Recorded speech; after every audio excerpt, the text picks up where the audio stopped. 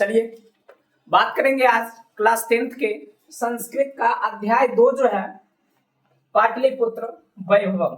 मतलब पाटलिपुत्र का क्या वैभव, पाटलिपुत्र के वैभव के बारे में इस अध्याय में क्या किया गया है, बताया गया है। उस अध्याय के बारे में हम क्या करेंगे तो जानेंगे। पाटलिपुत्र जो अभी वर्तमान में जाना जाता है पटना के नाम से, किससे? पटना के नाम से, जो क्या है बिहार की राजधानी है। क्या है? बिहार की राजधानी कहा जाता है। बिहार राज्य की राजधानी का महत्व जो है सर्वकालिक है, सभी समय से चलते आ रहा है। और ये जो हमारा पटना है उसका इतिहास 2500 वर्ष पुराना है। अगर आपसे पूछा जाए कि पटना का इतिहास कितना वर्ष पुराना है तो याद रखना है 2500 वर्ष पुराना है। क्या है? 2500 वर्ष पुराना है। यहाँ अनेक विदेशी यात्री आए। क्या है? यहाँ अनेक विदेशी यात्री आए, जैसे मेगास्थनीज, फाहियान, उसके बाद ह्वेनसांग, एत्सिंग और भी अन्य जो है वो विदेशी कहाँ आए? पटना में आए और आकर पटना की सुंदरता का वर्णन जो है अपने ग्रंथों में किया। किसमें किया? अपने ग्रंथों में। ये सभी कहाँ आए? पटना आए और पटना की जो सुंदरता है उसका वर्णन कहाँ किया? अपने ग्रंथों में किया। अगर आपसे पूछा जाए कि पटना का जो इतिहास है वो कितने वर्ष पुराना है तो याद रखना है 2500 वर्ष पुराना है। कितने वर्ष पुराना है? 2500 वर्ष। अगर ये पूछा जाए कि कौन कौन से विदेशी यात्री पटना आए तो मेगास्थनीज, फाहियान, ह्वेनसांग, एत्सिंग और भी विदेशी यात्री थे जो कहाँ आए? पटना आए और पटना के इतिहास को, पटना की सुंदरता को अपने ग्रंथों में क्या किया? लिखा। कहा जाता है कि पटना एक प्राचीन नगर है। क्या है? पटना एक प्राचीन नगर है जो अभी बिहार की क्या है? राजधानी है। क्या है? बिहार की राजधानी है। पटना जो है वो गंगा नदी के तट पर बसा है। अगर आपसे पूछा जाए कि पटना किस नदी के तट पर बसा है तो याद रखना क्या? गंगा नदी के तट पर। कहाँ? गंगा नदी के तट पर। इसका इतिहास कितने साल पुराना है? तो 2500 साल क्या है? पुराना है। यहाँ अनेक विदेशी यात्री मेगास्थनीज, फाहियान, ह्वेनसांग, एत्सिंग सभी क्या किए? यहाँ आए। कहा जाता है कि पटना जो है गंगा नदी के किनारे बसा एक अद्भुत शहर है और इसका जो वर्णन इसके विषय में बताया गया है दामोदर गुप्त के द्वारा। किसके द्वारा? दामोदर गुप्त के द्वारा। दामोदर गुप्त जो है वो लिखते हैं क्या? एक काव्य लिखते हैं, कुट निम्ताख्य। क्या? कुट निम्ताख्य नामक एक ग्रंथ लिखते हैं। आपसे पूछा जाएगा कि कुट निम्ताख्य नामक ग्रंथ जो है वो किसके द्वारा लिखा गया है तो याद रखना है कि दामोदर गुप्त के द्वारा। किसके द्वारा? दामोदर गुप्त के द्वारा। और इसी ग्रंथ में, इसी काव्य में पटना के सुंदरता का क्या किया गया? वर्णन किया गया है। क्या किया गया?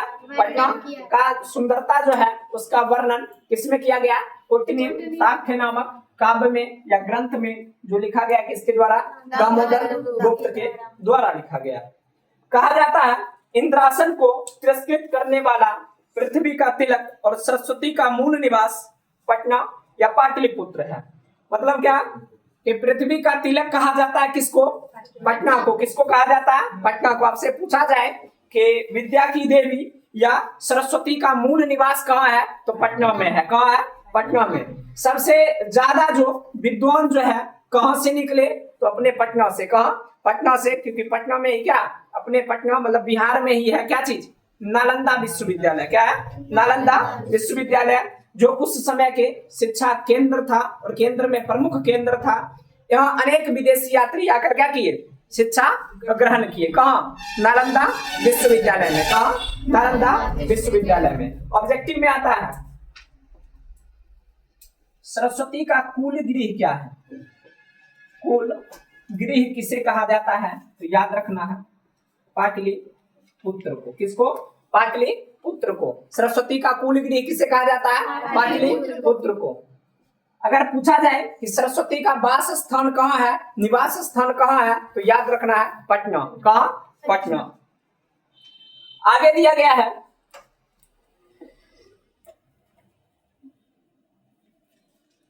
कि इतिहास में कहा गया था, मतलब पहले जो है इन ग्रंथों में जो लिखा गया है इनके द्वारा या दामोदर गुप्त के द्वारा जो ग्रंथ लिखा गया है उसमें कहा गया था कि एक समय आएगा जो पटना क्या होगा, अनेक प्रकार के आपदा को झेलेगा। क्या करेगा? पटना जो है अनेक प्रकार के आपदा को झेलेगा।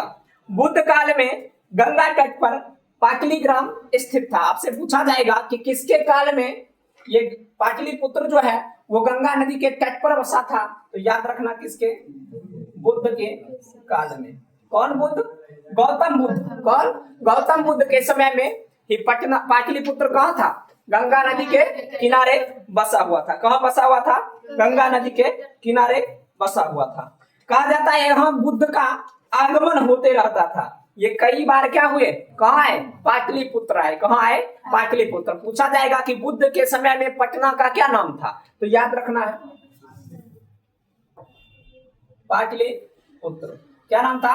पाटलिपुत्र। बुद्ध के समय पटना का क्या नाम था? पाटलिपुत्र था। क्या था? पाटलिपुत्र था। इन्होंने ही कहा कि पटना क्या होगा?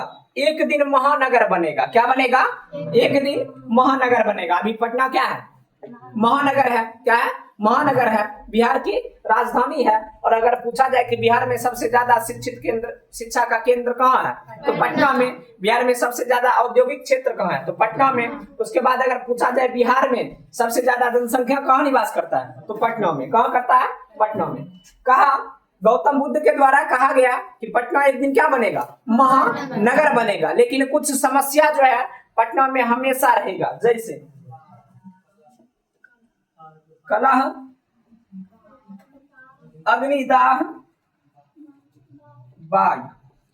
इन आपदाओं का भय बना रहेगा। कहाँ? पटना में। कहाँ? पटना में। अक्सर देखने को मिलेगा कि सांप्रदायिकता को लेकर लड़ाई झगड़ा होगा या अन्य कारणों से भी पटना में क्या होगा? लड़ाई झगड़ा होते रहेगा, मतलब शांति नहीं रहेगा। उसके बाद क्या होगा? अग्निदाह। हर जगह क्या होगा? कहीं ना कहीं आग लगते रहेगा। बाढ़ की समस्या आएगी। और देखा जाता है हम लोग किस क्षेत्र में है, तो उत्तरी बिहार में है। कहाँ है? उत्तरी बिहार। और ज्यादा बाढ़ कहाँ आता है बिहार में, तो उत्तरी बिहार में आता है। कहाँ आता है? उत्तरी बिहार में। उत्तरी बिहार में बाढ़ आता है और दक्षिणी बिहार में क्या रहता है? सुखाड़ रहता है। क्या रहता है? सुखाड़। तो हम लोग किस क्षेत्र में आते हैं? उत्तरी बिहार में। पटना भी कहाँ है? उत्तरी बिहार में। और हर साल ये किसको झेलता है? बाढ़ को झेलता है। किसको झेलता है? बाढ़ को झेलता है। कहा जाता है कि कालांतर में पाटलिग्राम ही पाटलिपुत्र कहा गया। पाटलिपुत्र से पहले अगर पूछा जाए आपसे कि इसका पहले नाम क्या था, पाटलिग्राम। क्या था? पाटलिग्राम। पूछा जाएगा पाटलिपुत्र किसके समय में हुआ, तो याद रखना है गौतम बुद्ध के समय में। किसके समय में? गौतम बुद्ध के समय में। अभी वर्तमान में क्या नाम है? तो अभी वर्तमान में नाम है क्या? पटना। क्या है? पटना। पहले क्या था? पाटलिग्राम। गौतम बुद्ध के समय पाटलिपुत्र। अभी वर्तमान में क्या है? पटना। यूनान के राजदूत मेगास्थनीज ने अपने संस्मरण में लिखा कि चंद्रगुप्त मौर्य के समय इस नगर की शोभा एवं रक्षा व्यवस्था जो है वो उत्कृष्ट हुई। पूछा जाएगा मेगास्थनीज कहाँ का राजदूत था, ऑब्जेक्टिव में आएगा कि मेगास्थनीज जो है कहाँ का राजदूत था, तो याद रखना है यूनान का। कहाँ का? यूनान का।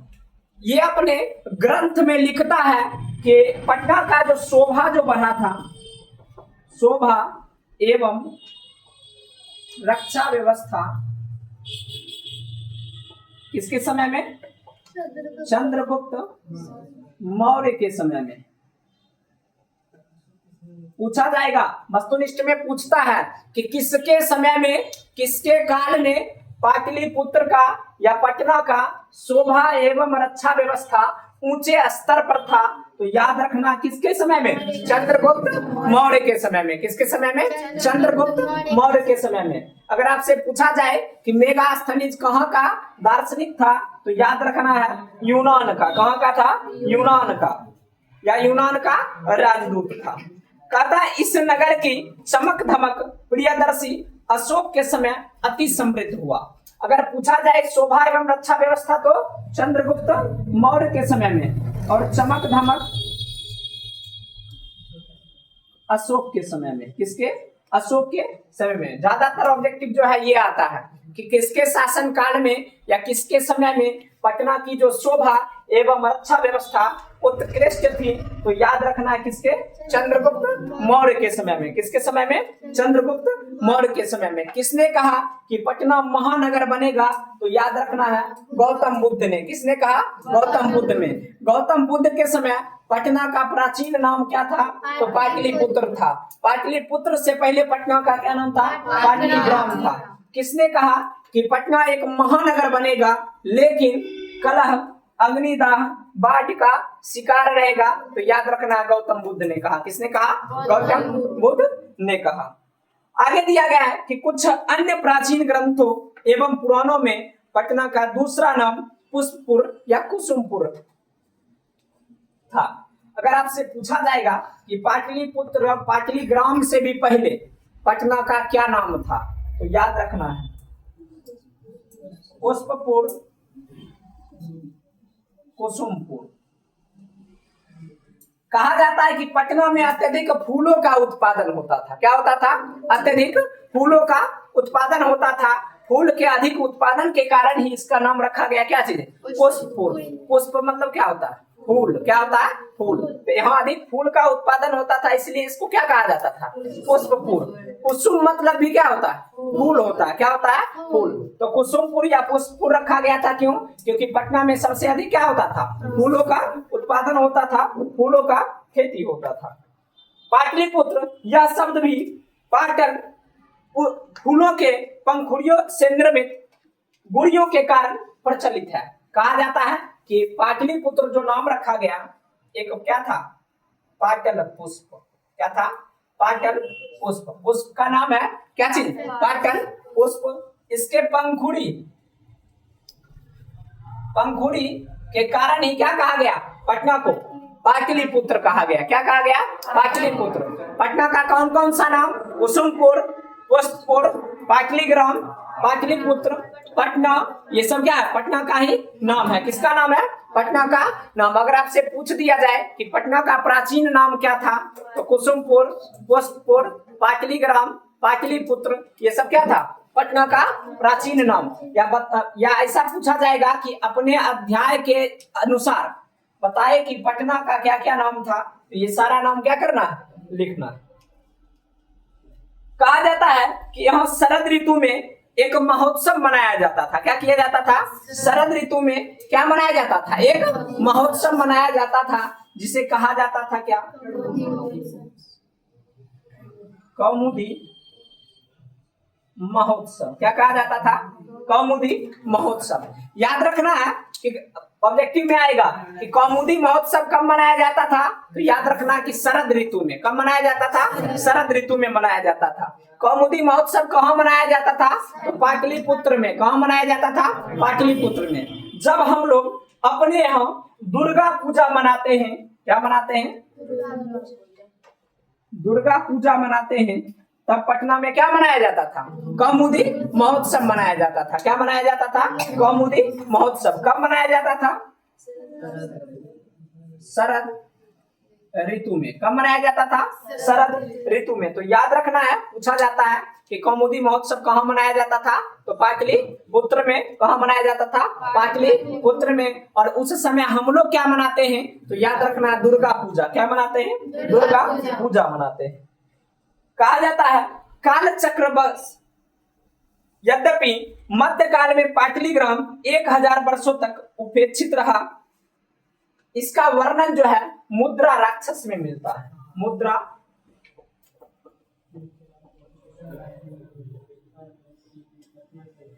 मुद्रा क्या चीज?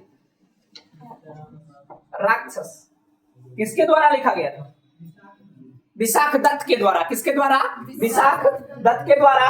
अगर पूछा जाए कि मुद्रा राक्षस किसके द्वारा लिखा गया है, तो विशाख दत्त के द्वारा। या विशाख दत्त की कौन सी रचना है, तो याद रखना क्या चीज? मुद्रा राक्षस। क्या है?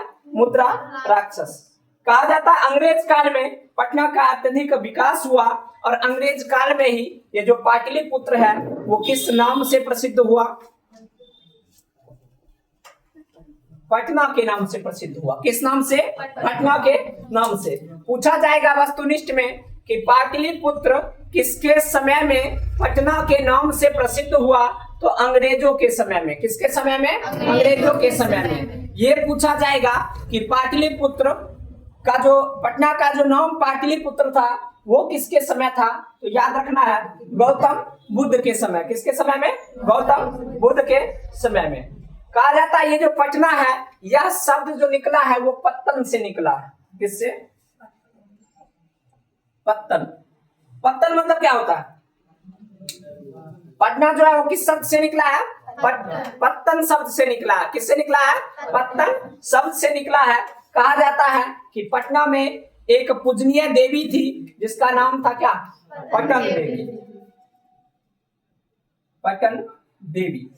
इसी देवी के नाम से पाटलिपुत्र का नाम रखा गया। क्या चीज? पटना रखा गया। क्या रखा गया? पटना। अगर आपसे पूछा जाए कि पटना का नाम कुसुमपुर या पुष्पपुर क्यों रखा गया, तो इसलिए रखा गया था क्योंकि यहाँ क्या होता था? अधिक फूलों की खेती की जाती थी, इसलिए पटना का नाम रखा गया। क्या चीज? पुष्पपुर या कुसुमपुर। अगर आपसे ये पूछा जाए कि पाटलिपुत्र पटना का नाम क्यों रखा गया, तो यहाँ क्या था? एक पाटल पुष्प था। क्या था? पाटल पुष्प। उसके पंखुड़ी की सुंदरता के कारण क्या नाम रखा गया? पाटलिपुत्र।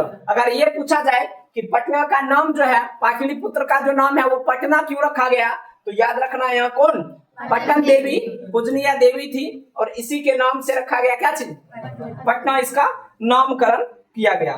कहा जाता है कि पटना में आज भी इस पटन देवी की क्या होती है? पूजा होती है। क्या होती है? आज भी पटना में किसकी पूजा होती है? पटन देवी की पूजा होती है। कहा जाता है वही पटना जो गंगा नदी के किनारे बसा था, आज एक विशाल शहर बन गया है। क्या बन गया? विशाल शहर बन गया है, विशाल नगर बन गया है और बिहार की राजधानी भी है। क्या है? बिहार की राजधानी भी है। क्या? पटना। प्रतिदिन नगर का विकास होते जा रहा है। इसके उत्तर दिशा में गंगा नदी बहती है। आपसे पूछा जाएगा कि पटना के किस दिशा में गंगा नदी बहती है, तो याद रखना है उत्तर दिशा में। कहाँ?